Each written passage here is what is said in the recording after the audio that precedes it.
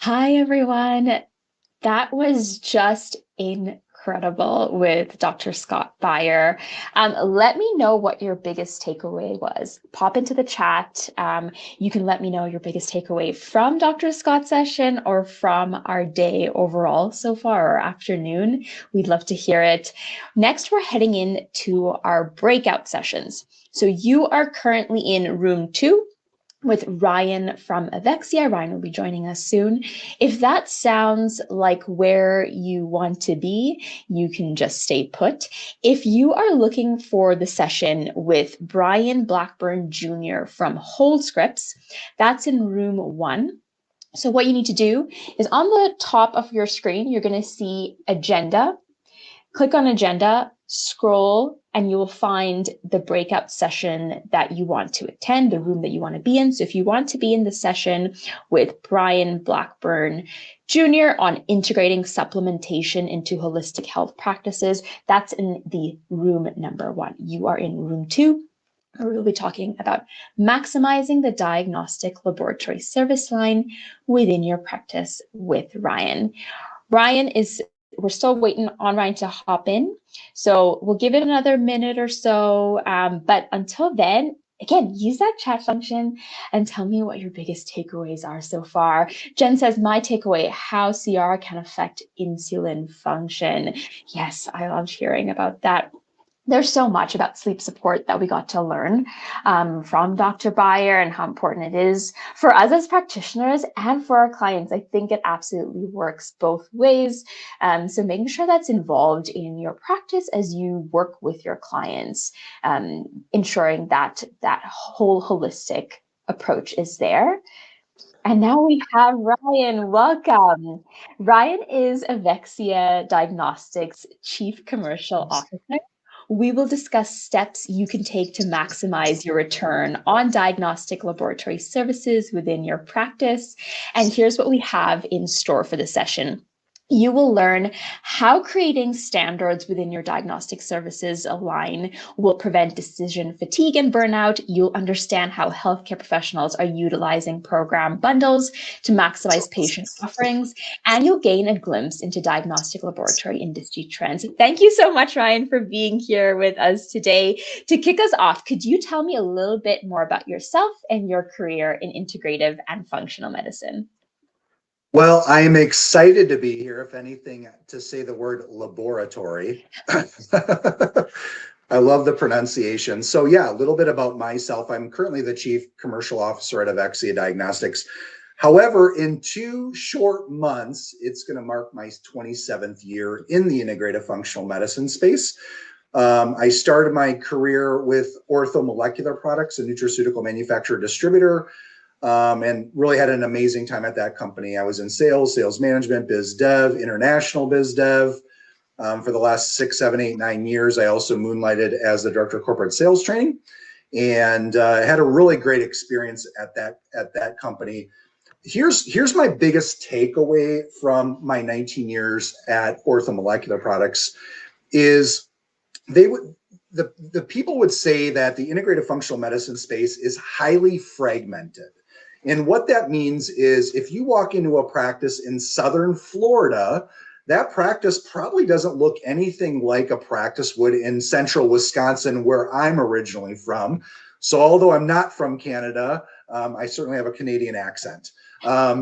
So what I was able to do over my time at orthomolecular, because I developed 13 territories in the United States, launched the brand into its first 2 international markets of Mexico and Canada. I know I've shared with you, I've spent over a year of my life, 1 week at a time in Canada, as far west as BC and as far east as the Maritimes, and had a great time. But my point is this, is when I was at Ortho, I was able to take the best practices of coast to coast and from border to border. And I really had the opportunity to share those best practices, because again, practices are very regional, and the language that they typically use is it's a highly fragmented industry. After my time at orthomolecular, I was employee number 1 on day 1 at Forum Health. If you're not familiar with Forum Health is building a network of clinics in the integrative functional medicine space, and their acquisition, or excuse me, their growth strategy is through acquisition and integration. So I was the vice president of mergers and acquisitions, and I bought nearly 40 practices in a very short period of time, in just over 4 years. And that was right in the middle of COVID. So we were moving and shaking. And my greatest takeaway from those nearly 5 years is, I would say, after I bought the practice from the physician stayed on as an employee. And most people, when they do complain, who do they complain to? They complain to their boss. Well, on an org chart at that time, I was now their boss. I found out really quickly that through the previous 19 years of what I thought healthcare professionals wanted and needed was nothing close to what I really quickly learned what healthcare professionals wanted and needed.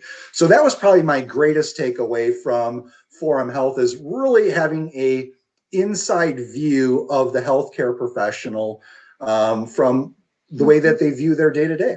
And as I mentioned earlier, I'm currently the Chief Commercial Officer at Avexia Diagnostics. And that's what we're here to talk about today, is how can we help your life be a little bit easier? So hopefully that gives you a little bit of background over the last 26, nearly 27 years. So what a career pathway. That's incredible. Maybe we should backtrack. How do you pronounce laboratory? Laboratory. Laboratory.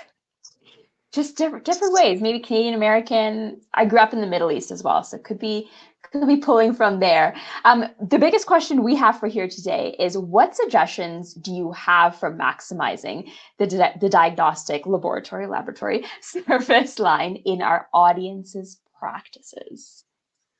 So I have a couple ideas. The first idea, and it might be, what's the word that I'm looking, paradoxical. So here's what I think is, a lot of people who pursued integrative functional medicine, either from conventional care or maybe just straight out of school, this is what they pursued, is they get kind of hoodwinked, is the word I would use, on what does the current nomenclature mean: precision medicine, personalized medicine.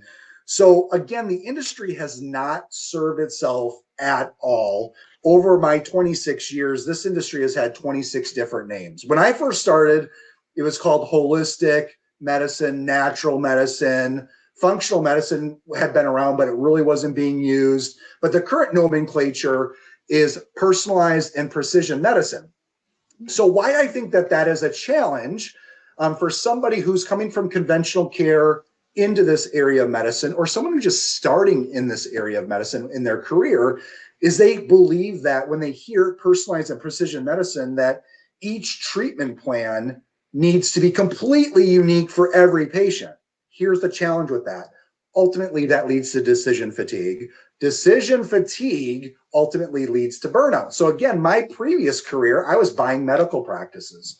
There were providers in their 40s that would say, just take my practice. I don't want it anymore. I am so exhausted by running the business. So my first bit of advice on how to maximize labs, but I would actually say for everything, is creating standards. And I know most people on the call are like, oh my gosh, that's nails on a chalkboard. If you're old enough to know what a chalkboard is, nails on a chalkboard. That's not what I signed up for the integrative functional medicine space. But I would highly encourage you to think 80-20. 80%, we know as North Americans, right? We know you need to eat more healthy, move more, reduce your stress, sleep better, and create community, right? I think community is the only common denominator among all the blue zones. I think that's the only thing that is common among all those. We know that. That's the 80% of the treatment plan. Use the last 20% to get creative. And I think most people enter medicine for two reasons. They love patient care, but they're also creative people. And an example of this would be, I certainly, as a provider, which I am not, I could never talk to somebody who works shift work in the same fashion that I'm talking to a blue or white collar worker who's working 9 to 5. I have to change the way I communicate, change up the treatment plan. But in general, as a provider, if I create standards, if I have a patient type walk in with this disease state, these are the labs I've chosen. This is the nutraceutical intervention for this patient typing. This is IV therapy. This is emerging therapies. If I have that template for the 80% of the 80-20 rule, trust me, you will make yourself a lot happier. You'll be well into your 50s and 60s if you still want to practice and practice. You won't be like those providers in their 40s who just say, buy my practice for $1. I don't care. I can't handle this anymore. So that's my first bit of advice, is create standards. Many of you probably refer to those as SOPs. So create an SOP. Okay. And I think like something that you brought up there was really important is like you could be, as I'm a provider as well, and there's just different types of providers out there, licensed, non-licensed. And so with Avexia Diagnostics, how can you help non-licensed providers gain access to labs? We have an internal physician network that will sign off on the requisitions for you. A significant portion of our business was built off of non-licensed providers. So this is health coaches, RNs, clinical nutritionists, anywhere where your scope of practice doesn't allow you to order diagnostic laboratory testing. We have a team of physicians that will sign off on the requisition for you. And it's just important to note that that fee is $5. So it's very low cost. We actually also use this internal physician network for licensed providers as well, who might practice from state to state. What that does is it gives you an extra layer of legal protection.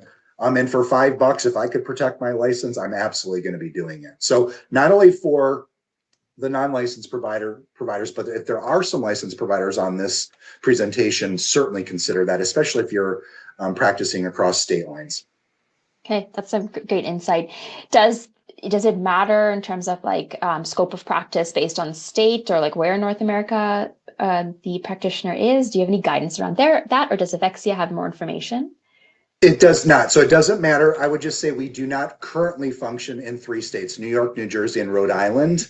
That is changing very quickly. I would say in 120 days, those states will be added. Those states have some peculiar laws, and we feel like we have we have a way of still being in the line of the law, but also offering our services to those 3 states. So to answer your question, no, we function in currently 47 of the 50 states, but I would say 120 days, I think will also be in those 3 states. And we do also function in Canada as well. And a significant portion of our business is actually Canada. And we're very proud of that. Okay. I see lots of questions coming into the chat. Just for everyone to know, please drop your questions into the Q&A box so that I don't miss them. And I will ask Ryan your questions at the very end. But I am also seeing some mentions of folks who are using templates and program bundles. And I know many of those in our audience do offer program bundles. How can Avexia Diagnostics help with that? So here's where I think bundles are. And I'm going to just give you a 60-second on how I've arrived at this.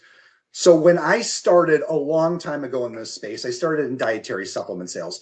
And you can imagine how many conversations were taking place at that time with conflict of interest, right? The idea of selling dietary supplements back 27 years ago was somewhat foreign.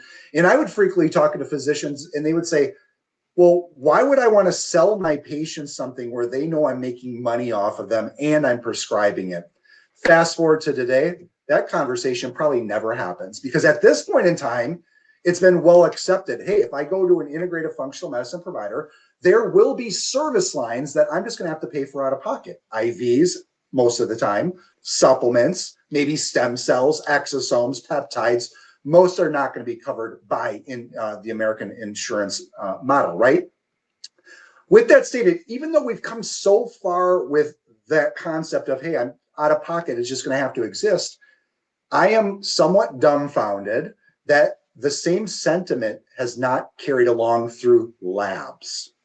Mm-hmm. Most people do not recognize that adding labs to your practice is a very heavy lift. And there is a lot of disguised costs. Placing the order, receiving the order, putting the supplies on the shelf, ordering for the patient, doing the interpretation. For whatever reason, a lot of the healthcare professionals that I've come across since being at Avexia over the last 18 months, they still have heartburn for upcharging labs. Now, if again, I bought 40 medical practices, I would always upcharge labs because I know the hidden costs, but they have heartburn. So one of the ways that you can still upcharge for labs and reduce your heartburn is through bundles, right? Mhm. I think most healthcare professionals, when I talk to them, they're like, I don't want to feel like I'm nickel and diming my patients for every little thing and charging them an upcharge for the labs. Again, I do not agree with that sentiment. I think that there's just it's too much of a heavy lift not to charge something to be added to your lab fee, right? But if you are a person who still has that heartburn, I think creating bundles. Maybe you are a Hashimoto's expert, and in your bundle, it includes the nutraceutical intervention, pharmacotherapy, your office visits, and then the labs. That's a way to upcharge labs, not feel like you're nickel and diming your patient if that's someone new, and it really will reduce, if not eliminate, your heartburn by doing a little bit of an upcharge on the labs. Now, again, in the United States, there are certain states, I think there might be 16 of those, where you cannot upcharge labs. So you just have to deal with the semantics. You may have to call it a interpretation fee or an admin fee, but nevertheless, there is a way around that. But again, if I was a provider or if I owned a practice, I certainly would have no issues. They call it time and motion. The time and motion that it takes to actually offer labs in your practice is just a lot of hidden costs, and you got to make sure that you're charging for that. That's so important. And such a good point that if something is costing you more of your time, more of your money, more of your effort, you need to be pricing clients for that. Ryan, I'll maybe backtrack a little bit further too of why should if someone is like now thinking, oh, this is going to give me heartburn, sounds like a lot of work. Why should someone even offer labs in their practice? What are the benefits? So I can't even think of being again, I'm not a provider, but I can't even imagine being a provider and not offering labs. It would be literally shooting darts in the dark without a dartboard. There's like, I don't even know.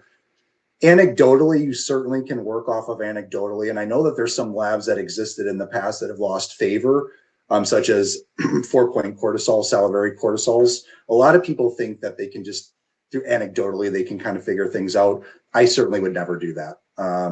And just in the United States, I just learned something that 94% of worldwide court cases happen in the United States. And if you as a provider start tossing around interventions without anything solid to sit on, I think that's a bad thing. So one, to protect yourself. Two, to know what target you're going after. And then the third thing I would consider is, well, what would patients think, right? Wouldn't they want to kind of patients? So when I sold supplements, I said that there was 3 categories of supplements. Number one is when you take the supplement, you feel better immediately. Those supplements are very rare. My number one selling product was for allergies. It was called Natural Deist. In 20 or 30 minutes, you'd be relieved of runny, watery, itchy nose. The second category of supplements that would tend to sell themselves are ones that change numbers on paper, meaning labs. And so as a patient, I kind of want to see that all this effort has changed something. And that's where labs come into play, right? You kind of need labs to show you what you're doing. So again, I think legally it makes sense. As a provider for intervention, it makes sense. And then not to forget about what patients really are looking for and wanting as well. So well said. And to actually see someone progress, change in their treatment plan with you, labs are going to be those indicators. Of course, like how we feel and all of those things, those subjective parts are there. But like Dan just said in the chat, objective results are a must. We're going to head into a Q&A soon, Ryan, but I have one last question for you. Is what are 2 things that our audience members can do tomorrow, today, even to get started? So here's what I think. I'll give you a couple, and maybe I'll give you a third.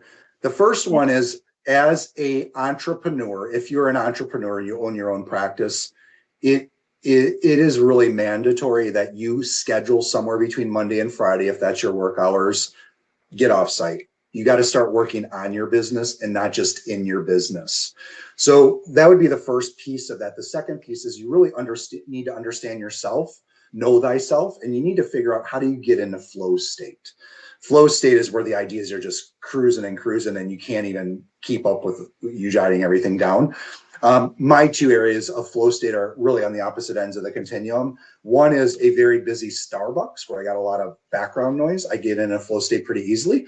And then the second area of flow state is I have to be hiking but I've discovered I can't be hiking with someone. I have to be hiking alone, is where I can get in a flow state. So that's my first bit of advice. Schedule 1 or 2 days each month during a business day, get off site and work on the business as opposed to in the business. Number 2, leaning on my previous career in mergers and acquisition. If you're looking to gain some growth capital, meaning you're working with a banker, or if you're looking to exit the business in the next 3 to 7 years, start working yourself out of the business. The more revenue that you as the business owner are responsible for has a negative impact on the value of your business. So if your practice makes $100 a year and you're responsible for all $100, your practice is not, there's no value in the business. If you hire 2 or 3 extenders that drive the $100 of revenue, now your business is worth a lot, because your business does not require you when you decide to retire or exit the business. So my second bit of advice is work yourself out of the business. Have a plan, figure out how to scale, start hiring extenders. And I'm going to give you a third piece of advice here, since we're still in the first quarter. When you have found you scheduled your offsite, you're going to start working on your business as opposed to in the business. You're going to ask yourself 3 questions. What do I need to start doing as the business owner? What do I need to stop doing as the business owner? And the third thing is, what do I do so dang well I absolutely have to continue doing it? So what do I need to start doing? What do I need to stop doing? And what do I need to continue doing? I've been doing that exercise in the first quarter every year, ever since I've been leading teams, and I've been leading teams since 2006. So I guess 20 years. Yeah, that's great advice, both professionally and personally. So thank you for that. And thanks for that third bonus tip.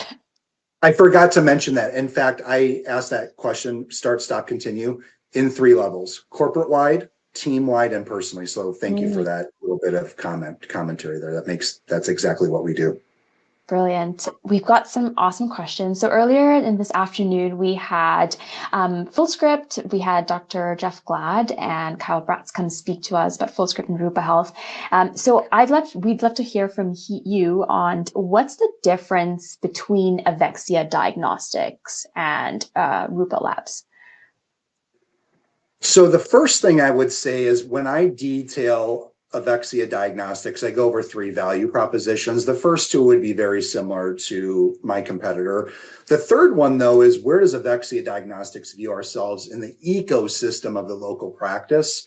We view ourselves as an extension of your local practice. We would love nothing more than to take over all things laboratory testing for your practice. This could be price negotiating. This could be helping you track down, if you run labs, you know this is a daily challenge, tracking down orders and tracking down patient results. No longer do you, the healthcare professional, or your team need to do that. We do that for you. If you don't have a phlebotomist on site and you need to find a local draw center that's most convenient for the patient, we do that for your team. Your team no longer needs to do that.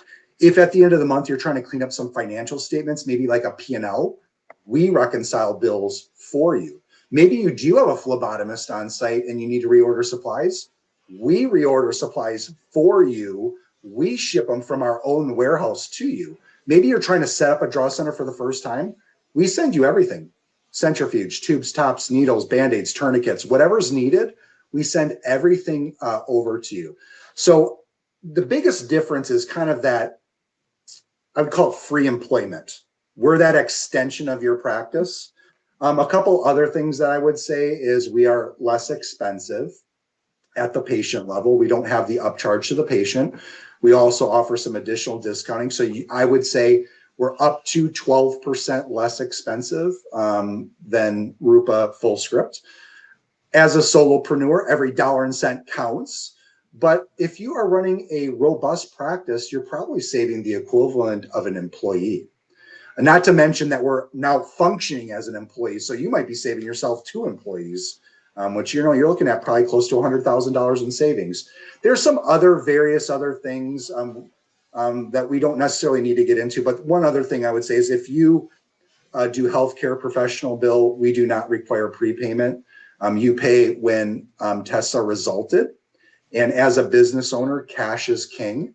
If I have a whole bunch of testing or a bunch of money that's locked up into prepaid testing, that's not good business.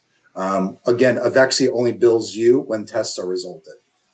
There's a lot of nuance. I mean, that's a big deal, especially if you're running, a lot of labs. It could be thousands and thousands of dollars. If someone had follow-up questions to that and just wants to learn a little bit more about like choosing the best option for their practice, what's the best way to get in touch with your team? Go to info@avexiadiagnostics.com, or you can just simply go to avexiadiagnostics.com, register for an account.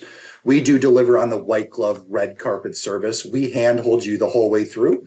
We would actually schedule either a group session where you can sit in on that. But if you sit in on that and you're like, I still have some more questions about my practice specifically, we do schedule one-on-ones. I would say, and I'm not certain, but I would say what I've heard about my competitor, another big difference between us and them, 100% of the time, without exception, a human answers the phone on the other end. And when there's challenges to be had in diagnostic lab world, there's urgency. Like, you need answers today, right? That's not to say we have a chat box if you prefer a chat box or email.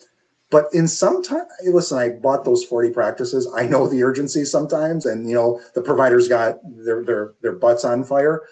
They want answers now. And so we have 20 customer service reps that are there to answer the phone call immediately and rectify the challenge within minutes. So I would say that would be another big difference from what I'm hearing anyway.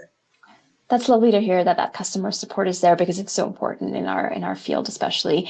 We have a question from Rachel. For those of us that want to use Avexia lab services that do not have prescribing privileges, that is nurses, what is the best and safest way to stay within scope of practice? Because Rachel knows that there is a physician that can sign off on laboratory orders with Avexia, but they found that when they order labs for themselves, the order form is listed myself as Dr. Rachel Walker, which would be misleading as they are not the provider. And the helpline was not able to help with this matter. So any information there? Is that from us? Like, they reached out to us and said, hey, for some reason it's popping up as doctor, because typically it wouldn't do that. Okay. Why don't you do this? Avita, if you can provide this person my email, have them just reach out to me directly. We'll take care of them. All right, Rachel Walker, we will be getting in touch with you. We have a question from Katya. She says not totally an Avexia question, but can you give us a few examples of what a bundle may include? So we had talked about program bundles and having the labs in there. What else might a program bundle include? The office visits. Right. So you might, I gave the example of Hashimoto's. We know Hashimoto's patients are very difficult initially to dial into their hormones. So they're probably seeing them every 4 to 6 weeks for the first 6 months. Office visits, labs, and intervention would be the things I would say. With intervention, I would just do an inventory. Do I recommend supplements? Would an IV make sense in this case? Do I like the idea of what I call emerging therapies like peptide therapy? That's what I would. So office visits, labs, and then the intervention are historically what you would see in bundles. Excellent. We are down to the last minute. And so I'd love to hand it back to you, Ryan. And first, I want to say thank you so much for being here with us this afternoon. The chat is blowing up. People are just excited to have you here. Do you have any final thoughts for us, and where can people learn more about Avexia Diagnostics? Well, my final thought is this is a great conversation. Hopefully it came off like Avita and I did not practice, like we didn't do any of this. Is all off the cuff. So what I said is 100% what I think. I didn't pre-can anything. So I think that was good.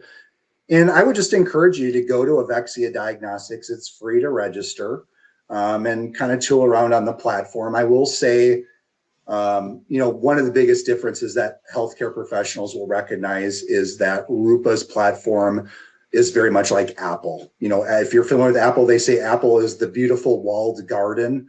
We're more like Outlook. The way our platform appears, it looks like it's functional, but it looks like Outlook versus nice rounded corners. And when you touch the button presses in. But I will say, if that is a turnoff for you, in the next probably 60 days, our whole UI UX will be completely done. So we're going to have nice rounded edges, and the buttons are going to go in and all that good stuff. So, and it'll be much more intuitive as well. Thank you so much, Ryan. That's it for this session, and then we'll head to the next session. So you can just leave. Thank you. Thank you.